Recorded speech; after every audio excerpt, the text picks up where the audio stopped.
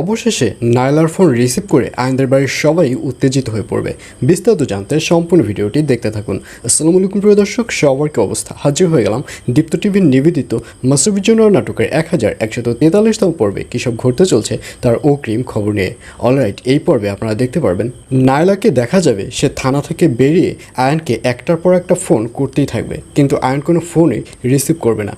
কারণ আয়নকে দেখা যাবে সে তার মাকে নিয়ে ব্যস্ত থাকবে, অর্থাৎ রুনা ম্যাম তো বর্তমানে খুব অসুস্থ, আর এর জন্যই রুনা ম্যামকে সময় দিতে থাকবে। এবং এক পর্যায়ে সে যখন ফোনটি নিবে তখন দেখবে অনেকগুলো মিসড কল, আর এটি দেখে ওই নাম্বারে ব্যাক দিয়ে নায়লার কাছ থেকে সব ঘটনা জানতে পারবে। নায়লার কাছ থেকে জানতে পারবে যে মণি এই মুহূর্তে থানায় রয়েছে, মণিকে পুলিশের লোকেরা গ্রেফতার করে থানায় নিয়ে এসেছে।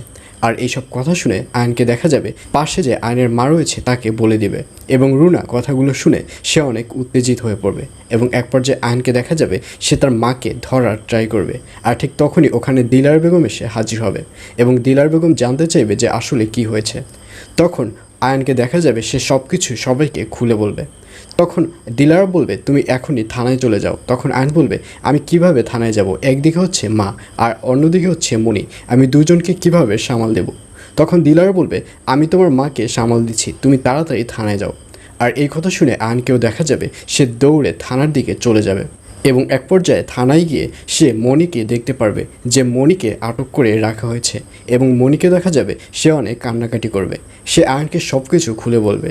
সে আয়নকে বলবে বিশ্বাস করো আমি খুন করিনি, আমাকে শুধু শুধু পুলিশের লোকেরা সন্দেহভাজনে ধরে নিয়ে এসেছে, আমাকে একটু বিশ্বাস করো। আর এইসব কথা শুনে আয়ন বলবে তুমি কোনো চিন্তা করো না, আমি দেখছি কিভাবে তোমাকে জামিন করা যায়। এইসব বলতে দেখা যাবে আয়নকে।